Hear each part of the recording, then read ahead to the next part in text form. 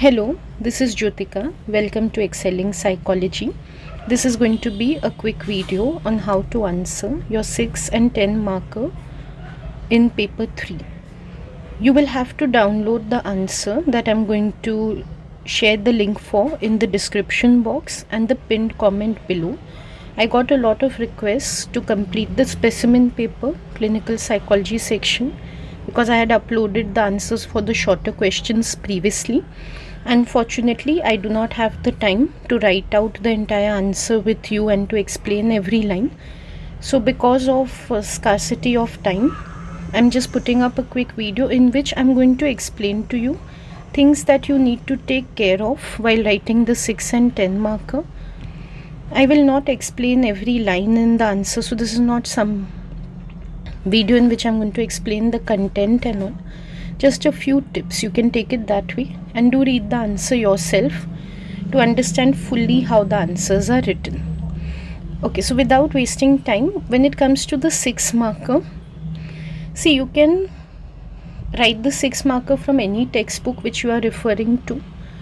Of course, there are going to be variations in how students learn and write. Everyone's style and language is a little different. Just keep in mind one thing: where you are learning from, that is not going to be scored.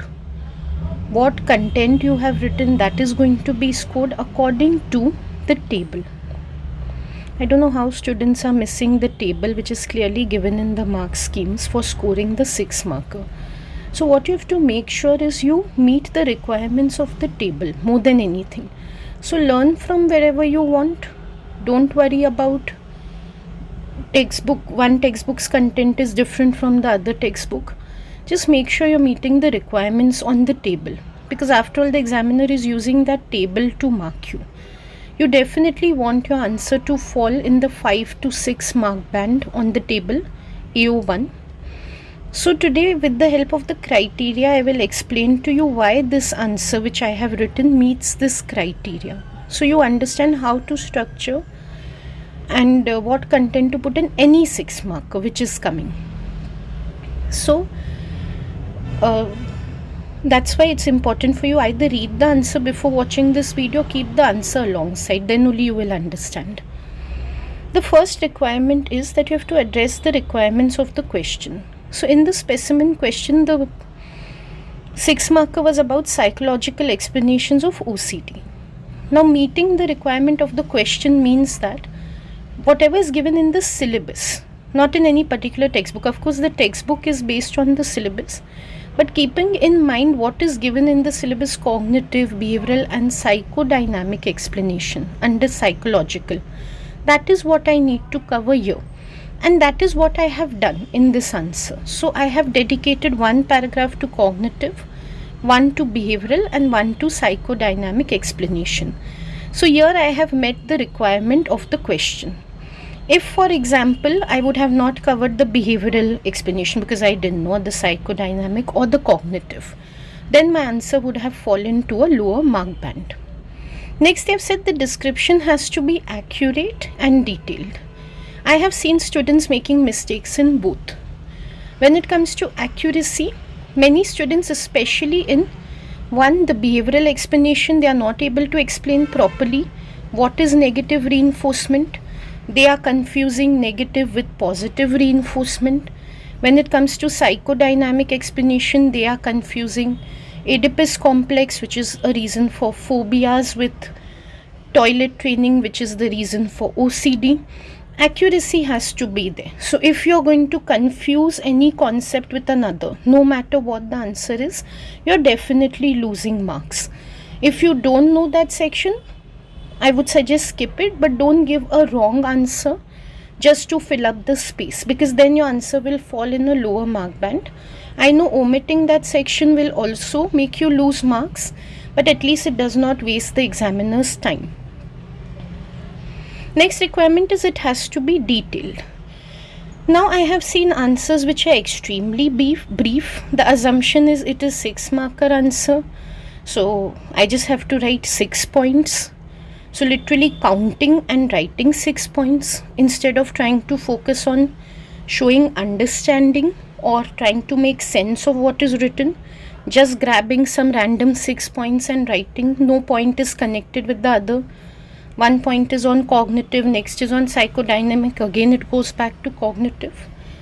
That is not how details are given. Details are when and where you have given the explanation. There only you have to fully detail it or fully explain it in depth, and then move on to the next explanation. And you are not to sit and count how many sentences are there.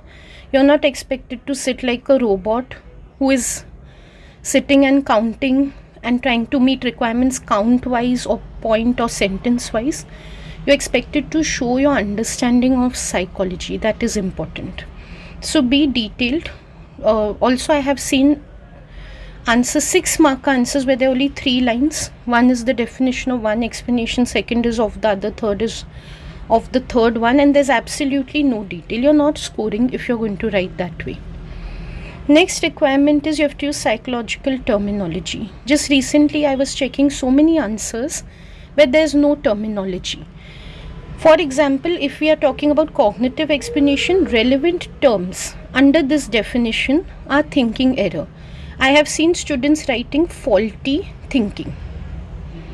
Faulty thinking is not the correct terminology which is to be used here. Terminology means the terms which have been given under that explanation by the theorists who have given that explanation. You don't have to remember the name of the theorist everywhere, but they have given certain terms. You have to know those. Otherwise, what is the difference between you, who is a student of psychology, and someone who's casually talking about how people's thinking is different when they have OCD? So you have to show that you're a student of psychology, you know psychological terms. Other terms under cognitive explanation are thought action fusion, thought event fusion. In behavioral explanation, a relevant term is negative reinforcement, which you need to explain. In psychodynamic explanation, anal stage, toilet training, these are key terms that you have to use. However stressful it might be for you at the moment to realize that you need to write terms, you have to. There is no option. It is a requirement of the table. Scoring is going to be done as per this table. So even if you have not gone through the terms properly now, make sure you have 2 or 3 days also before the exam. Cram up the terms. You are not to write in the paper the way you think in your head. To simplify things, like thinking error in your head, you think it's faulty thinking or it's mistaken thinking, fine. You can think of it that way in your head to understand what it means. But that is not how you write it in the essay. In the essay, you write it with the proper terms. And you have to show excellent understanding of the material. Now, how do you show understanding? You give elaborations, you give explanations, you give examples. For example, here, where I've written thought action fusion, I've given an example. What is thought action fusion? A real life example. Same thing for thought events fusion. Same thing for negative reinforcement. Same thing for how someone could become fixated at the anal stage of development. When I give examples, it shows that I've not just memorized from the textbook. I've actually understood the material. That's why I'm able to relate to real life and present an example from there. So giving examples is one approach. Otherwise, just explaining after giving proper terminology in your own words. That shows your excellent understanding of the material. Here again, if you just give some arbitrary 6 points to cover 6 marks, it will not show excellent understanding of the material. Rather, it will show some facts have been memorized and some attempt is there to meet the requirement. That's all. There's no understanding whatsoever of the material. So that's all I have to say about the 6 marker right now. Let's come to the 10 marker. So for the 10 marker, again in the same way, there's a table which is going to be used to score. So you take points exactly from the textbook and you write. You take points from some notes online, you prepare your own points. Doesn't matter where you're sourcing the content from. You make sure you meet the requirements of the table. So you want your answer to fall in the 9 to 10 mark band. Firstly, you are required to give detailed evaluation, not description. I cannot emphasize this enough. No matter how simple it sounds, students repeat everything that they have written in the 6 marker, in the 10 marker. It is so annoying to see everything is rewritten. It's such a waste of time of the examiner. When the command term is evaluate, why are you going on describing the same thing again and again? They've clearly asked you for an evaluation of the theories, research, approaches, explanation, therapies, no matter what it is. So if you're doing clinical, it's going to be treatment, therapy, explanation. If you're doing consumer, it is going to be theories, research, lot of researches in consumer. So whatever they have asked you for, you have to evaluate it. Evaluate simply means strengths and weaknesses. It definitely does not mean description. The very reason they are giving you the 6 and 10 marker from the same topic, never is it that the 6 marker is from a different topic and 10 marker is from different, is because they don't want you to mix up description and evaluation. So in the 6 marker, you're not to give strengths and weaknesses. In the 10 marker, you are not to give descriptions, explanations, elaborations of textbook content or syllabus content directly. Next requirement is analysis has to be evident. Now analysis is the key part. What is analysis? Analysis means strengths and weaknesses, not one-sidedness. So I'm going to give only the good side of cognitive, of behavioral, of psychodynamic. I'm not going to give any weaknesses or the other way around. That's not analysis. Analysis is critical thinking. You show both sides of any issue or debate you take up. Also, analysis means discussing issues and debates. Depending on it is a study or a theory, discussing methodological evaluation, discussing ethical evaluation, discussing practical usefulness of the study or theory. And of course, you cannot do everything in one answer. When I put up a list here, I don't mean everything you have to do in the answer. But analysis means these things: issues, debates, methodology, in terms of strengths and weaknesses. Nothing again to do with description, and being balanced, that is key. Strengths and weaknesses, no matter which issue, debate, methodological point, ethical, whatever you take, you analyze it. Next is good range of issues, including the named issue. Now the pattern is new, but if we see the past pattern, examiners have always been of the opinion that 3 issues stand best. You are free to give more than these many issues, you are free to give less than these issues, even 2 suffice actually. But examiners believe that when you maintain a balance between depth and breadth, 3 serves to be the best. So in this answer that I've written, again I'm not going to discuss in detail, but I have organized it in terms of 3 paragraphs. One to do with individual and situational explanations, one to do with nature versus nurture, and the third to do with nomothetic and ideographic approaches. I have taken 3 issues. I have dedicated 3 separate paragraphs to them. In each paragraph, there is analysis. So I have covered a good range of issues.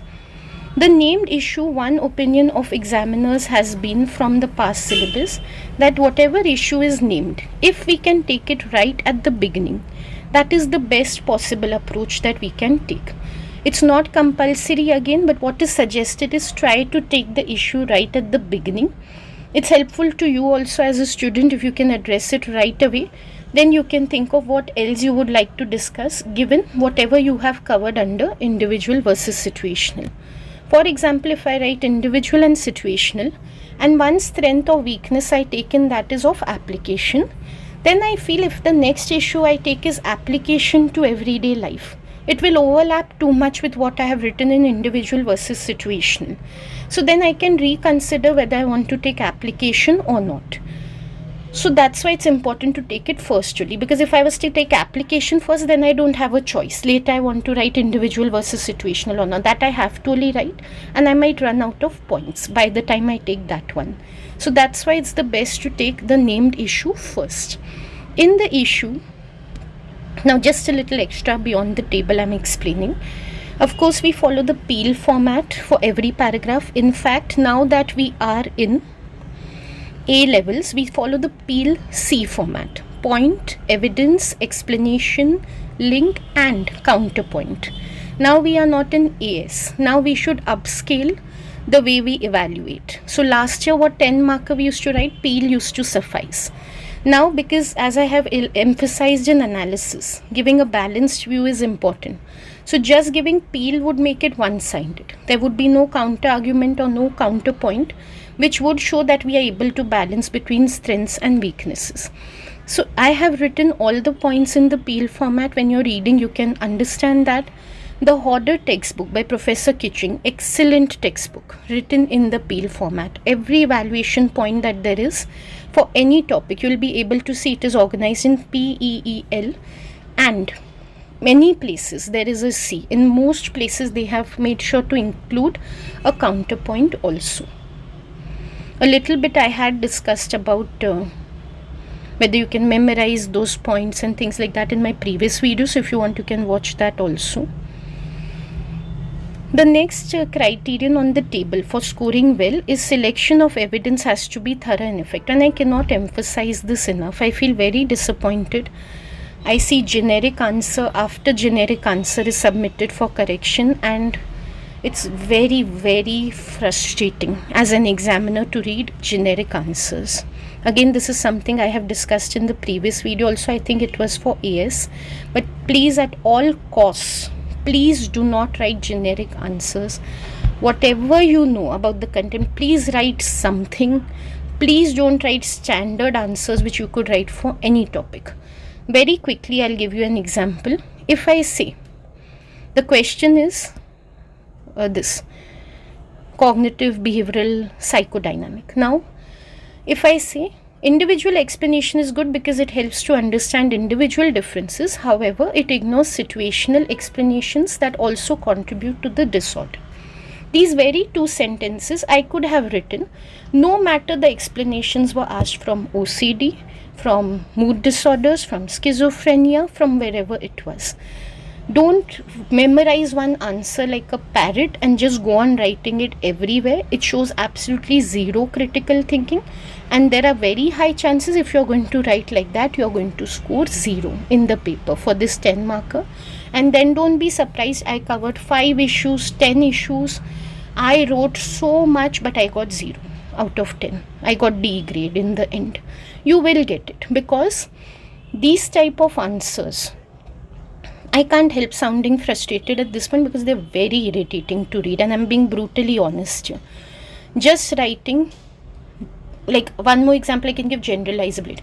Sample size was large, so the study was very generalizable. That means the results will apply to the population.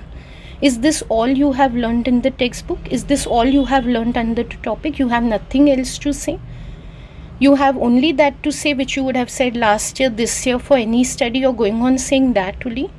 That's not the way of studying. It just shows you have studied nothing if you write like that.